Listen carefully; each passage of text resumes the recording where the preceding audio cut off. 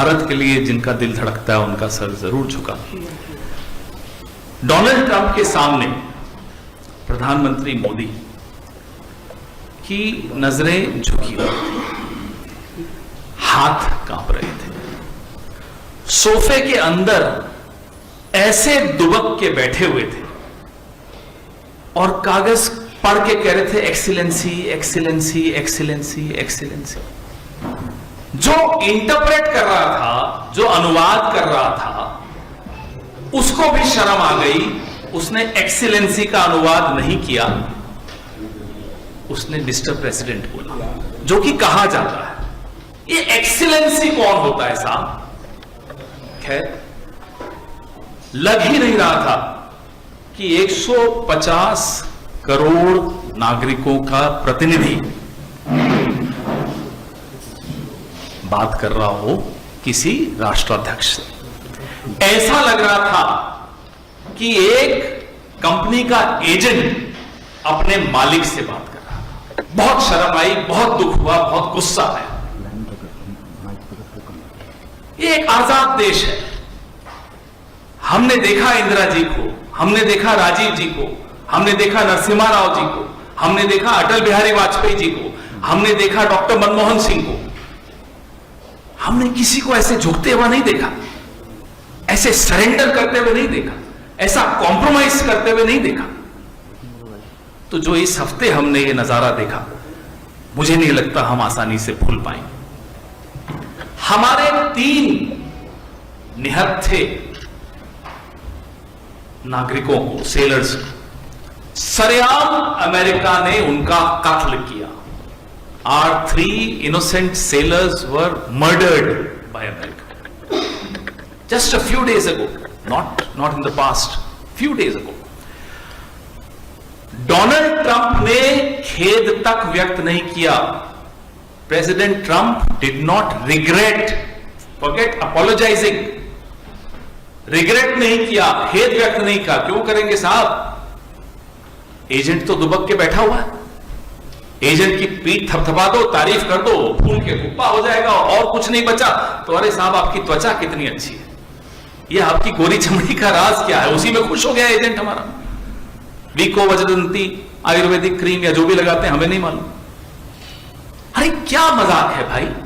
3 नागरिक हमारे मारे गए, आप अपनी तारीफ सुनकर वापस आ गए। सुना कल आ गए वापस। अब मार्को रूबियो ने तो जयशंकर जी को डांट भी लगा दी कि भाई कायदे में रहिए। डांट खाकर जयशंकर जी इठलाते हुए वापस आते हैं। मोदी साहब अपनी त्वचा की तारीफ सुनकर वापस आ जाते। अरे आपकी त्वचा की तारीफ सुनने गए थे क्या आप वहां? What kind of vanity is this? Why do you need endorsement? Why do you need approval from Donald Trump? यकीन नहीं होता कि दुनिया के सबसे बड़े लोकतंत्र की जो सरकार है, वो इतनी बेआबरू होकर वापस आ जाए। यकीन नहीं होता, बुरा भी लगता है। और कातिलों के साथ खी करके हंस रहे हैं, अनाप शनाप बोल रहे हैं, पर्चियां देख देख कर बोल रहे हैं। पर्ची पीएम हो, पर्ची पीएम तो सीएम तो है हमारे राजस्थान के, हरियाणा के। अब ये पर्ची पीएम भी आ गए, जिनको एक्सीलेंसी बोलने में भी पर्ची देखनी पड़ रही है। अपने नागरिकों की हत्या की निंदा करने के लिए भी पर्ची में कुछ लिख देते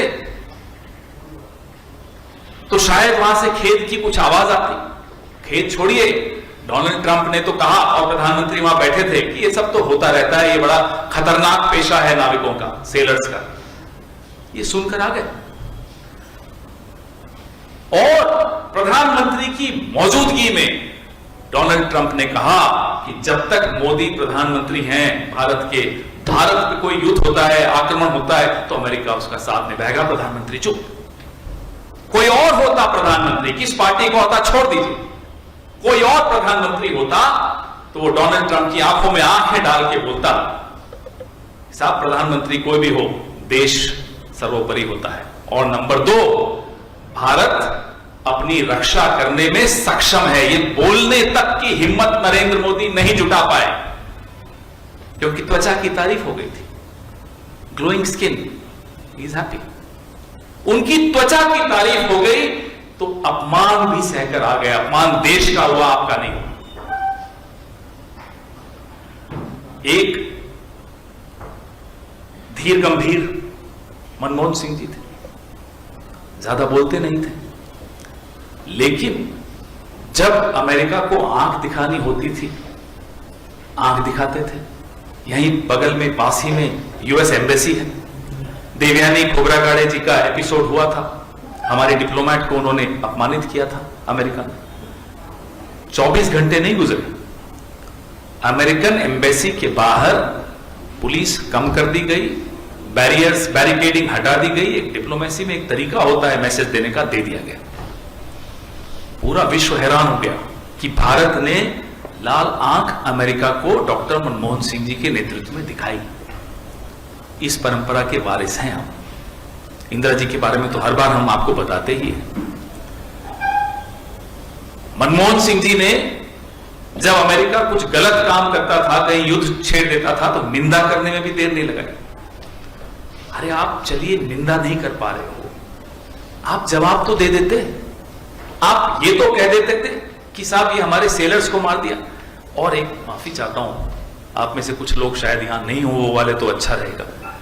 कुछ उनका बड़ा एक सहयोगी मीडिया है, भोंपू मीडिया है, फोटोज डालता है डोनाल्ड ट्रंप की मोदी के साथ। मोदी यूं करके बैठे हैं उस फोटो में, यूं, और नीचे स्पेकुलेशन हो रही है, देखो सेलर्स की बात उठा दी। अब हमें नहीं मालूम कि मोदी जी वहां क्या कह रहे थे कि मैं चाय में 1 चम्मच चीनी लेता हूं, ये भी बोल रहे हो तो कोई मालूम नहीं। यूं कर दिया तो देखो साहब, सेलर्स की बात कर दी, और ये फोटो पूरे देश में वायरल करा दी। यूं मोदी जी यूं बैठे, ट्रंप यूं बैठे, इसी में खुश हमारा गोदी मीडिया। अरे शर्म करो। अगर वो आवाज उठाई होती, अगर यूं करके बोला होता कि 3 सेलर्स हमारे क्यों मार दिए, तो कहीं तो खेद व्यक्त होता। तो डोनाल्ड ट्रंप ये तो नहीं कहते कि ये सब तो चलता रहता है, हमेशा होता रहता है, बहुत खतरनाक पेशा है। कुछ तो शर्म करो साहब, देश का मामला है। भारत सर्वोपरि, नेशन फर्स्ट। यहां तो पीआर फर्स्ट चल रहा है, यहां नेशन फर्स्ट नहीं चल रहा है। हमारे कुछ मीडिया के साथियों के लिए भी, और सरकार के लिए भी, और नरेंद्र मोदी जी के लिए खास तौर पे PR first, not nation first. क्या हुआ है कि पूरी दुनिया को एक चीज पता चल गई, और बहुत जल्दी पता चल गई इस इनके कार्यकाल में, 2014 की बाद से। 14 में ही पता चल गई, 15 में तो पूरी तरह पता चल गई कि साहब एक चीज इनको सबसे ज्यादा पसंद है, तारीफ कर दो, पंप कर दो, हवा भर दो, कोई नए फर्जी मेडल इनके गले में डाल दो, और कहो साहब मोदी जी बहुत बढ़िया है, खुश। फिर आप कुछ भी करवा दो। अब पूरी दुनिया के राष्ट्राध्यक्ष क्यों कहते हैं कि साहब हमें मोदी बहुत पसंद है? जाहिर सी बात है, अगला सर नीचे करके बैठ जाए, जो आप कहो वो कर ले, जैसी डील आप कहो उसमें साइन कर ले, पसंद तो आएंगे। इसमें क्या बड़ी बात है? 200 साल लगे हमें, 200 इयर्स अंग्रेजों को बाहर भगाने। 12 साल में ये गुलामी फिर से आ गई। 12 साल भी नहीं लगे, 12 साल में ये हालत है कि सर्टिफिकेट ले रहे हैं डोनाल्ड ट्रंप से। वो कह रहे हैं मोदी बहुत अच्छा है, मोदी साहब खुश। देश, मोदी के दोस्त देश के दुश्मन कैसे हो सकते हैं? हम ये बार बार पूछना चाहते हैं। डॉक्टर मनमोहन सिंह की बात कर रहे हैं तो फिर याद दिला दें आपको, FATF की ग्रे लिस्ट में पाकिस्तान को लाने वाली सरकार थी यूपीए, कांग्रेस पार्टी की सरकार थी, जिसने पाकिस्तान पर एक बड़ा तमगा लगा दिया था, ये सस्पिशियस है, FATF की ग्रे लिस्ट में लाए। आज वही पाकिस्तान पूरे विश्व का सरपंच बन के बैठा है साहब। इस्लामाबाद रेजोल्यूशन हो रही है, MOU इस्लामाबाद के नाम से हो रहा है। शर्म आती है, शर्म आती है।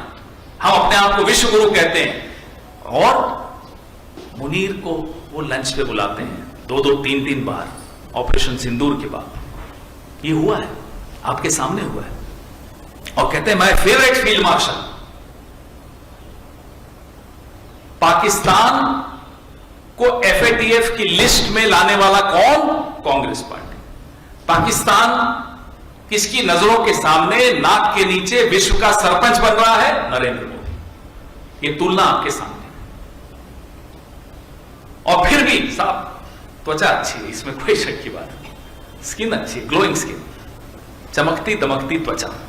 खुश हो जाइए, आपके प्रधानमंत्री की त्वचा अच्छी है, इससे अच्छा और क्या मिल सकता है आपको? पीड़ा होती है।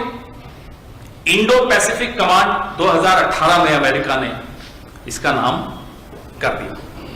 बड़ी तारीफ हुई, आप सब बड़े झूम उठे, हम भी खुश हुए, चल इंडिया का नाम आ गया। अब क्या हुआ? अब यह हुआ कि उसका नाम फिर से बदल दिया गया, पैसिफिक कमांड। मैं आपको एक बड़ा रोचक बात आपको बताना चाहता हूं। जब ये मोदी साहब और ट्रंप साहब बैठे थे, आप लोग ये वाली फोटो में डाल रहे थे, तब 3 चीजें हुई। एक, ये जो मैंने अभी आपको बताया, Pacific command, Indo Pacific command से हटाकर फिर से यूएस पैकॉम, यूएस पैसिफिक कमांड कर दिया गया, इंडिया का नाम हटा दिया गया। नंबर 1, ये उसी दिन हुआ। नंबर 2, जो पाकिस्तान ऑक्यूपाइड कश्मीर का हिस्सा है, उस नक्शे में वो पाकिस्तान का दिखा दिया गया, हमारा नहीं दिखाया। ये भी उसी दिन हुआ। और तीसरी चीज जो उसी दिन हुई, जब वो उंगली यूं कर रहे थे, वो यूं करनी चाहिए थी। 3 चीजें हुई थी उस दिन। स्टेट डिपार्टमेंट ने, यूएस स्टेट डिपार्टमेंट ने जुलाई 2026 का एक वीजा बुलेटिन, जिसमें EB2 और EB5 जो इंडियंस के लिए अनअवेलेबल कर दिया आने वाले साल के लिए। हिंदुस्तानियों को इस कैटेगरी से बाहर कर दिया, इस कैटेगरी में वीजा नहीं मिलेगा। ये तीनों चीजें उसी दिन हुई जब प्रधानमंत्री की चमकती दमकती त्वचा की तारीफ हो रही थी। ये सब उसी दिन हुआ। और इसका एक इतिहास भी थोड़ा सा आपको बता दें। जो टैरिफ डील हुई, टैरिफ डील क्यों हुई, जल्दबाजी में क्यों हम मान गए, हमारे नरेंद्र मोदी जी क्यों मान गए? क्योंकि पार्लियामेंट में राहुल गांधी जी ने प्रेशर इन पर बहुत बना दिया। सवाल ऐसे दाग दिए कि जवाब देते नहीं बन रहा था। हेडलाइन कैसे बदले? हेडलाइन बदलते वक्त यह नहीं सोचा कि अमेरिका का सुप्रीम कोर्ट तो जजमेंट देने वाला है, 20 दिन 15 दिन रुक जाते, सुप्रीम कोर्ट से तो ये ट्रेड डील टैरिफ के खिलाफ आ ही गया था सब कुछ। नहीं, हमारे वक्त 3% टैरिफ था, मोदी जी के रहते हुए 50% हुआ। फिर एक डील साइन हुई तो 18% पे आ गया। गोदी मीडिया झूम उठा, सब झूम उठे। 3% किसी को याद नहीं रहा, बोले देखो साहब 50 से 18 आ गया। अरे साहब पहले 3% था, ये भूल गए आप? ये हेडलाइन मैनेजमेंट चलता है यहां, और हम और आप साथ भी दे देते हैं कई बार। जो चीज 3% थी वो अब 18% पे है, वाया 50%। और 100 बिलियन का सामान per year for the next 5 years हमें अमेरिका से खरीदना है। ये डील का हिस्सा है। हमने कोई विरोध नहीं किया, हम चुपचाप आ गए। वीको वज्रदंती आयुर्वेदिक फ्री। अरे हमने विरोध क्यों नहीं किया? ये पैसा कहां से लाएंगे हम? और क्या रेसिप्रोकल हमने अरेंजमेंट की कि अमेरिका भी हमसे कुछ खरीदेगा? क्या होगा हमारे एमएसएमई सेक्टर का? क्या होगा हमारे मैन्युफैक्चरिंग सेक्टर का? क्या होगा हमारे किसानों का? क्या होगा हमारे एग्रीकल्चर का? क्या होगा हमारे ट्रेडर्स का? $100 बिलियन का आप सामान खरीद लेंगे? क्या खरीदेंगे? आपका टोटल इंपोर्ट बिल क्या है? कहां से लाएंगे ये पैसा? लेकिन कर दिया, तुरंत कर दिया। अब जब आप साथ में बैठे थे मोदी साहब, न तो आपने ये 3 सेलर्स का मुद्दा उठाया, यूं करके यूं करके यूं करके यूं करके नहीं उठाया, न आपने इस वन साइडेड लॉपसाइडेड डील के बारे में कुछ बात की, और ना ही आपने ऑपरेशन सिंदूर के सीज फायर का मुद्दा उठाया। 120 बार, हमारे जयराम रमेश जी ने पूरा काउंट रखा हुआ है इसका, 120 बार डोनाल्ड ट्रंप ने कहा कि मैंने धमकाकर सीज फायर करवाया है भारत का पाकिस्तान के साथ, भारत को धमकाया, मोदी जी चुप। आप मुझे बताइए, ये मौका था, उसके बाद पहली ऐसी मीटिंग थी जिसमें अगल बगल में बैठे, पहले तो एक बार उनको बुलावा नहीं आया मोदी जी को, तो चले गए जगन्नाथपुरी जी, वहां जाकर झूठ बोलते हैं कि साहब मुझे जगन्नाथपुरी जी आना था इसलिए मैंने ट्रंप को मना कर दिया। अरे साहब आपको बुलाया किसने था? पहली बार आप गए, साथ में बैठे, अपमानित होकर आ गए। वहीं सरेआम G7 की बैठक में डोनाल्ड ट्रंप एक बार और अपमानित करते हैं, बोले G2 आ रहा है अब, चाइना और रशिया, ये हमारे सामने हो रहा है, मोदी जी के सामने हो रहा है। G2 की बात डोनाल्ड ट्रंप ने मोदी जी की प्रेजेंस में कही है। ब्रिक्स फेड हो रहा है, ये मोदी जी की प्रेजेंस में बोला जा रहा है, सरेआम अपमान हो रहा है। हम मोदी जी से ये कहना चाह रहे हैं कि मोदी जी, इंदिरा जी से तो आप नहीं सीखना चाहते, कोई ईगो है आपका, वो कौन सी गोली थी वो, मेलेनी जी से ही सीख लेते। कल क्या किया मेलेनी जी? सरेआम जवाब दिया।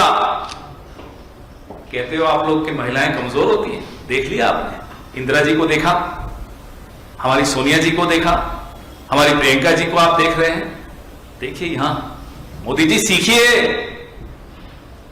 दो टूक जवाब दिया डोनाल्ड ट्रंप को मेलेनी जी ने, सीख लेते उनसे।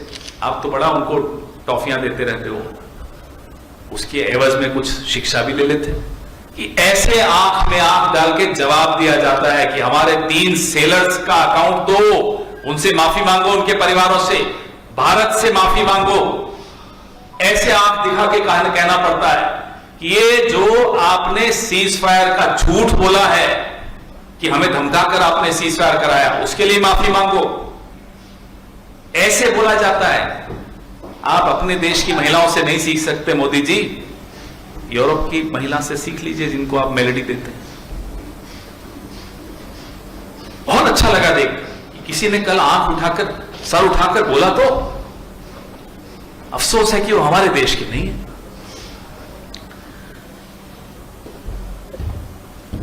एक बचपन में हम कुछ बोलते थे, ज्यादा बोलते थे, तो हमें चुप कराने के लिए माता पिता आइसक्रीम दे देते थे, लॉलीपॉप दे देते थे। मोदी जी को चुप कराने के लिए तारीफ, he is the best leader, Modi ji खुश, he is got a very good skin, Modi ji खुश, I love Modi, he is my friend, Modi ji खुश। और देश के साथ क्या हो रहा है मैं आपको लगातार आंकड़ों के साथ बता रहा हूं। अब AI का समिट हुआ, बड़ा समिट था। जो व्हाइट हाउस का एडवाइजर है AI के, श्रीराम कृष्णन, उनका टिप्पणी आती है कि इंडियंस और इंडियन कंपनीज को अमेरिकन AI स्टैक इस्तेमाल करना चाहिए। डेटा सेंटर आप बनाओ, एक डेटा सेंटर में बहुत पानी की खपत होती है, millions of gallons of water, तो पानी आपका खपत हो, मजदूरी आप करो, गुलामी आप करो, सेवा हमारी करो, AI स्टैक हमारा यूज करो। हमारे यहां से चूं एक शब्द नहीं निकला विरोध का। न जयशंकर जी बोलते हैं, खैर वो तो नहीं बोल सकते, उनका सबका मालिक एक HMV सुना था ना बचपन में, हिज मास्टर्स वॉइस, तो वो तो वहीं की बात करेंगे, उनको छोड़िए। मोदी जी भी उसी HMV में शामिल, वो भी नहीं बोलते, और किसी मंत्री की हिम्मत होती नहीं बोलने की। आपसे अनऑफिशियली ये मंत्री मिलते हैं ना, हमसे आपसे कभी, तो खुलकर बोलते भी हैं धीरे धीरे कान में, सब गलत हो रहा है, वाकई गलत हो रहा है। उन मंत्रियों का दिल शायद देश के लिए धड़कता है, लेकिन हिम्मत नहीं जुटा पाते बोलने की। AI का मैंने आपको बताया, और जो एक दूसरा वीजा है H1B वीजा, 2023 के लिए ट्रंप ने क्या सलाह दी कि जो आप वर्कर्स इंडिया से हायर कर रहे हो अपनी कंपनीज को, उसने सलाह दी कि साहब उनको मत हायर करो, पुट अमेरिका फर्स्ट। कोई आवाज नहीं आई यहां से। हमारे वर्कर्स को C-17 ट्रांसपोर्ट प्लेन्स में हथकड़ियां बांध के पांव में बेड़ियां बांध के वापस हिंदुस्तान भेजा गया। कोई विरोध नहीं। जयशंकर जी कहते हैं ये तो वहां का नियम है, वहां तो होता है। ऐसे देश हैं जिन्होंने आवाज उठाई, ट्रंप को कहा कि आप हमारे नागरिकों को बेड़ियां नहीं पहना सकते, हम अपना प्लेन भेजेंगे, उसमें आप उनको रख के भेजिए। वो भी कमजोर देश माने जाते हैं, हम तो नहीं है कमजोर। हमने नहीं कहा। हमारे विदेश मंत्री ने जस्टिफाई किया कि ये कोई नई बात नहीं है। आप हमारे विदेश मंत्री हो या ट्रंप के स्पोक्स पर्सन हो, यही बात हम मोदी जी से पूछते हैं। आप हमारे प्रधानमंत्री हो क्या कंपनी के एजेंट हो जिसका मालिक ट्रंप है? ये कंपनी सरकार चल रही है, क्या चल रहा है?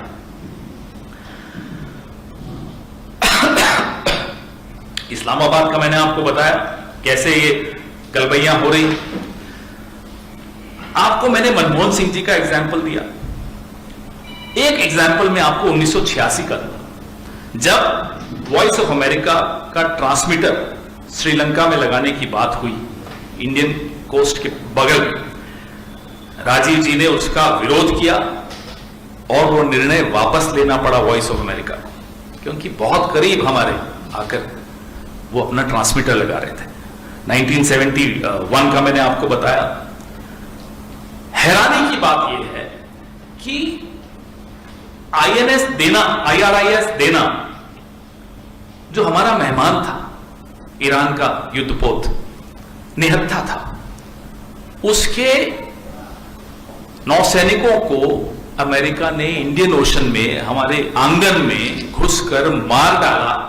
जब अभी मोदी जी ट्रंप के साथ बैठे तो उसका भी विरोध नहीं किया।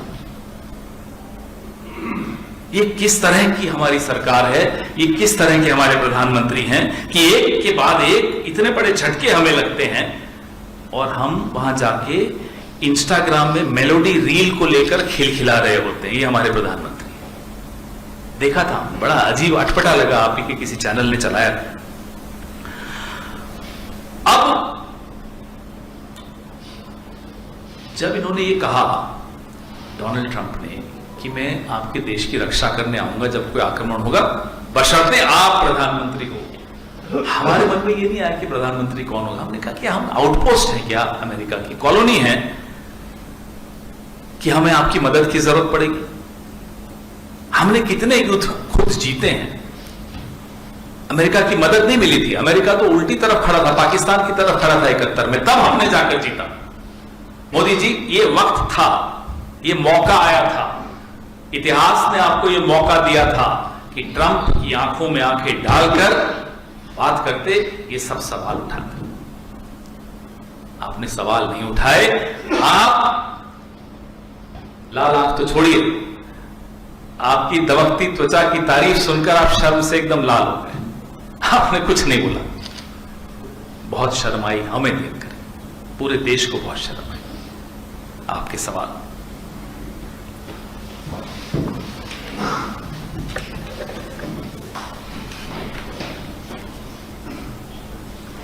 हाँ जी,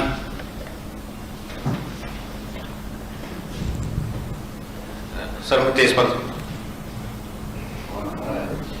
सर, सवाल ये आ रही आवाज आ रही। अमेरिका जो लगातार मार रहा है वो भारत के गरीब और मजदूर के बच्चे हैं, जैसे सेलर्स जो मारे या पहले मजदूर जो भेजे बहुत बड़ी संख्या में बेड़ियां ला करके। तो क्या भारत के लोगों को भी अपना भारत मान लेना चाहिए कि अमेरिका जिसको चाहेगा उसको मार देगा? बात ये जो आप कह रहे हैं सही है कि हमारे यहाँ के गरीब नागरिक मारे जा रहे हैं। हमारे यहाँ के पढ़े लिखे नौजवान, उनको भी वीजा रेस्ट्रिक्शंस हैं। वीजा रेस्ट्रिक्शंस ऐसी, जो H1B एप्लीकेशन फीस थी $5,000 हुआ करती थी, उसको $1,00,000 कर दी। जो मार है वो चारों तरफ से हो रही है, ऐसा नहीं कि सिर्फ एक ही तरफ से हो रही है। $1,00,000 जो आपको अमेरिका में नौकरी देगा उसको भरना होता है। तो 5,000 तक तो वो भर देता था आपके H1B वीजा के लिए, अब 1,00,000 को नहीं देना चाहता। नुकसान किसको हुआ? भारत के पढ़े लिखे नौजवान को। तो अमेरिका अपने दरवाजे, यहां तक कि अपनी खिड़कियां आपके लिए बंद कर रहा है और आप अपनी दीवारें गिरा रहे हो। आ जाओ साहब, आ जाओ, 500 मिलियन, हाँ हाँ हम खरीद लेंगे, क्या चाहिए आपको बताओ, बस हमारी तारीफ करते हैं। ये हालत है।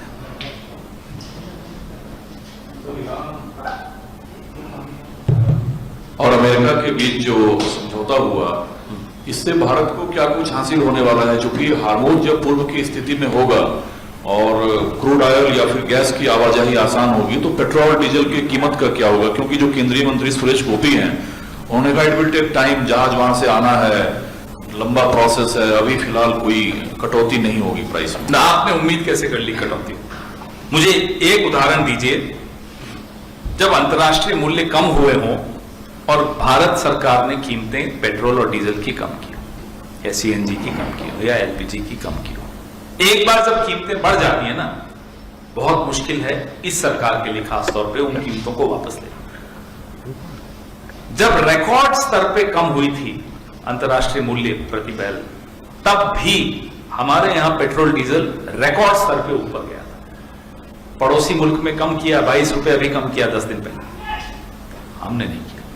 तो ये उम्मीद आप मत रखिए।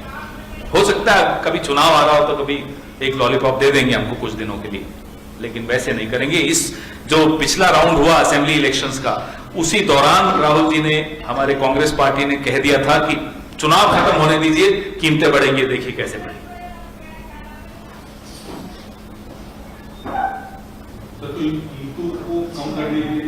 कांग्रेस या विपक्ष कुछ नहीं करेगा, सरकार में आएंगे, इंतजार करें, वोट कीजिए और हमारे मुद्दे उठाइए। आपके हाथ में है कीमतें कैसे कम होनी है, वो शॉर्टकट बता रहा हूं मैं आपको। कीमतें कम इसी तरीके से होंगी, ये मुद्दे जो हम उठा रहे हैं महत्वपूर्ण मुद्दे हैं, देश के मुद्दे हैं, आप इनको एम्पलीफाई कीजिए, इनको हमें सपोर्ट कीजिए, देखिए हम सरकार में आके कैसे कीमतें कम करते हैं। आपने अपनी प्रेस वार्ता में इस्लामाबाद को जिक्र किया,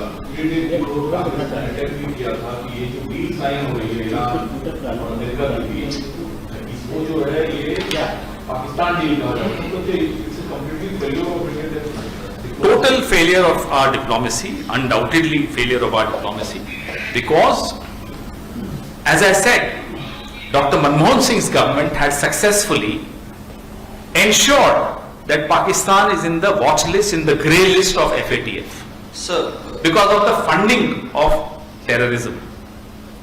But, unfortunately, the Modi government could not do anything. With increasing clout of Pakistan, we did not do anything, we were unable to do anything, or we were not willing to do anything, I don't know. But today, as we speak, the bitter reality is this, that Pakistan brokered a deal between Iran and America. Pakistan is on the high table of negotiations between these countries, and we are nowhere. And when Jaishankar ji was asked this question, he said this is dalali. The same dalali, Prime Minister Narendra Modi was allegedly doing between Ukraine and Russia. पापा ने war रुकवा दी थी, तब वो दलाली नहीं थी, अभी दलाली है। सर, डॉक्टर मनमोहन सिंह की सरकार ने सफलतापूर्वक पाकिस्तान को FATF की ग्रे लिस्ट में ले आए थे। आज नरेंद्र मोदी जी की सरकार का ये आलम है, विदेश नीति का ये आलम है कि पाकिस्तान कूटनीति की एक ऊंचे स्थान पर जाकर बैठ गया है और हमने बैठने दिया। वहां वो चौधरी बना हुआ है पूरे विश्व का और डील्स करा रहा है अमेरिका की ईरान के साथ, और हम बैठे हैं हाथ पे हाथ रख के। जब जयशंकर जी को कहा कि साहब देखो पाकिस्तान वहां डील करा रहा है, तो बोले नहीं वो तो दलाली है।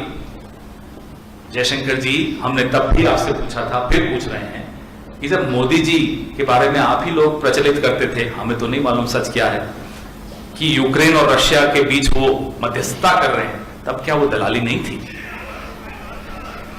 Sir, you have been asking critical questions about this particular meet that happened. At the same time, Shashi Tharoor sir has, certainly praised the Prime Minister Narendra Modi and has said that he has forcefully conveyed his message about the sailors. So, this. No, I haven't seen Dr. Tharoor's statement, but I have also not seen where is the force. Now there is a joint statement. Now in that joint statement, not the joint statement, sorry, MEA ka readout. There is a readout of Ministry of External Affairs on the G7 Modi-Trump meet. Is there a mention of India raising concerns over the deaths of 3 Indian sailors? No, I haven't seen it. Have you seen it? I'm sure Dr. Tharoor has also not seen it. Now, is there a mention of cross-border terrorism by Pakistan? I haven't heard it. I haven't seen it. I'm sure Dr. Tharoor has not seen it. Is there a mention refuting all the claims made by Donald Trump 120 times of a mediation between India and Pakistan by America? We haven't seen any such mention. I'm sure Dr. Tharoor has not seen it. Is there a mention of Iris Dena? I haven't seen it. So where is the force? What is the forceful claim made by, assertion made by Narendra Modi with Donald Trump? No, we are asking questions to Mr. Modi. I mean, that's more important. Pawan sir, मेरे दो सवाल हैं। एक, आपने प्रधानमंत्री नरेंद्र मोदी के विदेश दौरे को लेकर जो बातें कही, तो क्या आपको लगता है कि उनके इस विदेश दौरे की कुछ उपलब्धियां रही, या आपको लगता है कि नहीं फॉरेन? अरे साहब, आप कमाल कर रहे हो, आपने पूछ कैसे ली ये बात? इतनी तारीफ हो गई उनकी त्वचा की, आप कहते हैं उपलब्धि नहीं। फॉरेन पॉलिसी की सर बात। अरे फॉरेन पॉलिसी की बहुत बड़ी विक्ट्री है साहब। प्रधानमंत्री मोदी की चमड़ी की तारीफ हो गई और आप कह रहे हैं कमाल है, छोटी बात है। ये मशरूम जो खाए जाते हैं या जो डायमंड फेशियल किए जाते हैं, कुछ तो लाभ हुआ उसका। ये फॉरेन पॉलिसी की बहुत बड़ी विक्ट्री मान लेनी चाहिए कि हमारे प्रधानमंत्री की अंतरराष्ट्रीय स्तर पर उनकी चमड़ी की तारीफ हो गई। कि आपकी दमकती हुई त्वचा का राज क्या है मोदी जी? एक सवाल और पवन सर मेरा, कि कल नीट का दोबारा पेपर हो रहा है। उससे पहले, अभी थोड़ी देर पहले राहुल गांधी ने भी ट्वीट किया है कि नागपुर के एक बच्चे का वो जो सेंटर है वो आबू धाबी दिखा रहा था जब उसने अपना एडमिट कार्ड लोड किया है। तो उससे आपने देखा कि पिछली बार जब नीट पेपर लीक हुआ, सरकार ने बड़े लंबे चौड़े दावे किए, बहुत तैयारी हुई कि एयरफोर्स से पेपर जाएगा। हालांकि एनडीए ने सफाई दी है कि उनका एग्जाम सेंटर फिर दोबारा लोकेट कर दिया गया। क्या उम्मीद कर रहे हैं आप कि सही से उम्मीद करोगे साहब? क्या उम्मीद करोगे आप? रोज आत्महत्याएं हो रही हैं, क्या उम्मीद करोगे आप? लोगों की, नौजवान पीढ़ी की उम्मीदें खत्म हो रही हैं, उनके सपने टूट रहे हैं, उनका मन में भविष्य के प्रति आशंकाएं हैं, डर है, खौफ है। ऐसे में आप क्या उम्मीद करोगे एनडीए से या भारत सरकार से? हम भारत सरकार को जगाने के लिए राहुल गांधी जी ने कोटा में संवाद किया छात्रों के साथ। उसमें भी हमारे बीजेपी के सुधांशु जी को आपत्ति थी, कह रहे साहब डिमोरलाइज कर रहे हैं। अरे हम आपको जगा रहे हैं, जाग जाते तो हमको नहीं करना पड़ता। अब ये कह रहे हैं दोबारा उनको सेंटर दे देंगे। ये हुआ क्यों, ये तो बताइए। कोई उम्मीद मत रखिए इन लोगों से आप। मैं आज आपको कह रहा हूं, अगर आज भी 12 साल बाद भी आप उम्मीद रखते हैं, हम रोज लेखा जोखा देते हैं इनका फॉरेन पॉलिसी का, इनकी इकोनॉमिक पॉलिसी का, उनकी डोमेस्टिक पॉलिसी का, छात्रों के प्रति उनकी जो संवेदनहीनता है उसका, फिर आप क्या उम्मीद रखे बैठे हैं? मॉकरी कर रहे हैं साहब पूरे एग्जाम की। आप कह रहे हैं मॉक ड्रिल हो रही है, पूरा एग्जाम एक मॉकरी बना के रख दी। 21 तारीख को योगा अंतर्राष्ट्रीय दिवस और 21 तारीख को नीट का पेपर। प्रधानमंत्री के लिए क्या महत्वपूर्ण है आप जानते हैं। इस सरकार के लिए इवेंट्स महत्वपूर्ण है, इस सरकार के लिए इवेंट मैनेजमेंट महत्वपूर्ण है।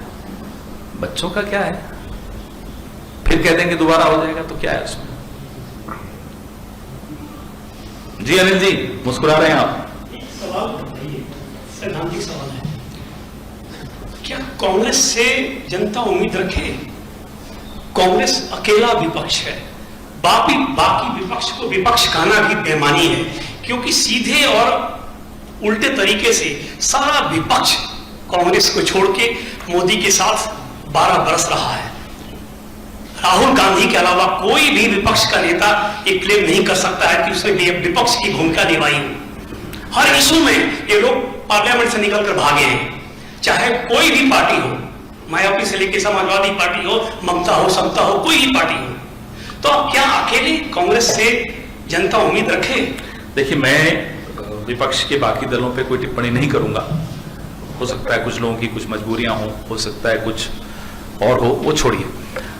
रही बात कांग्रेस पार्टी की, राहुल गांधी जी की, मल्लिकार्जुन खड़गे साहब की, हमारे नेतृत्व की, तो हमारी परंपरा 140 साल पुरानी परंपरा है। हमारी परंपरा में जितना हम संकट में देश को पाते हैं, अपने आप को पाते हैं, उतना निखरते हैं।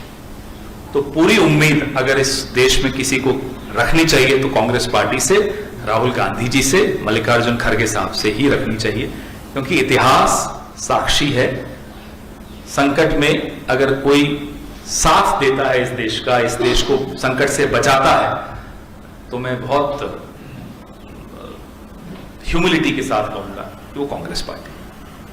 सर, इस सवाल से जुड़ा हुआ एक सवाल सर है, झारखंड में जो कुछ हुआ, शंकर भट्टाचार्य साहब चिट्ठी लिखे है खड़गे साहब को कि कांग्रेस पार्टी उनकी विश्वसनीयता पे शक न करे, उनके विधायकों पे शक न करे, रिजल्ट सबके सामने है, इन तूतू मैमे में फिर गठबंधन है कहां? वो अलग चीज है, वो अलग सवाल है, लेकिन ग्राउंड पे उनके एमएलए ने क्या किया वो ग्राउंड पे सबको मालूम। हो सकता है उनके नेता को नहीं मालूम होगा कि वहां क्या हो रहा है, तो वहां क्या हो रहा है वो सबको मालूम, आपको भी मालूम है, प्रत्येक राजनीतिक ऑब्जर्वर को मालूम है, पत्रकार को मालूम है, सबको मालूम है। सर, आरएसएस से रजिस्ट्रेशन की बात करना, कागज मांगना, आपको नहीं लगता कि आरएसएस से ऐसी बात करना आग से खेलने जैसा है? आग से खेलना? आरएसएस से सवाल पूछना आग से खेलना है? मतलब एक दलित को बोले कि एक दलित को इख्तियार नहीं है वो ऐसे नहीं, सवाल तो है। हमने सवाल उठाया कि रमेश, उनके जो एमपी हैं जिगा जनागी, उन्होंने प्रियंक खरगे जी पर सवाल उठाया और कहा कि दलितों को आरएसएस की चिंता क्यों? दलितों को आरएसएस की चिंता नहीं है, उनको देश की चिंता है, जैसे हमको है, सबको है, देश की चिंता है। और ये इस सवाल में आरएसएस की असली मानसिकता सबके सामने आ गई। ये नारा क्या देते हैं आपको तो मालूम है, ये नारा एक कुआं, एक मंदिर, एक शमशान। असली में क्या मानसिकता है कि दलित कैसे सवाल, इनको दिक्कत और दुख इस बात का है, परेशानी इस बात की है कि एक दलित पढ़ लिख कर, टाई वाई पहनकर, अच्छे पद पर बैठकर, अपनी काबिलियत से पढ़ लिख कर आगे आया और सीधा सर ऊपर करके आरएसएस से सवाल पूछ रहा है, इनको दिक्कत इस बात की है। फिर उन्होंने ये भी कहा इस सांसद ने कि जो आरएसएस से सवाल पूछता है वो मिट जाता है, खत्म हो जाता है। बहुत ईमानदार आदमी। हम तो 1948 में बापू की हत्या के बारे में सवाल पूछते ही आरएसएस से। और इस देश में जितनी अंडरग्राउंड एक्टिविटीज होती हैं, शक की सुई अक्सर आरएसएस के ऊपर क्यों जाती है, उसका जवाब इस सांसद महोदय ने, भारतीय जनता पार्टी के सांसद ने दे दिया। धमका रहे हो हमें, तो मतलब 48 में आप ही ने किया था। मतलब कांग्रेस मुक्त भारत का मतलब यही है कि जो आरएसएस से सवाल पूछेगा वो खत्म हो जाएगा या मार दिया जाएगा, मर्डर हो जाएगा। क्या चाहते हो आप? तो आपने कहा आग से खेलने की बात, तो आग से खेलना हमें बड़ा पसंद है, हम आग से खेलेंगे। राजनीति हो या क्रिकेट, देश विदेश की ब्रेकिंग हो या आपके मोहल्ले की बड़ी खबर, सब मिलेगा एक ही ऐप में, सबसे तेज और भरोसेमंद। अभी डाउनलोड करें दैनिक भास्कर डिजिटल।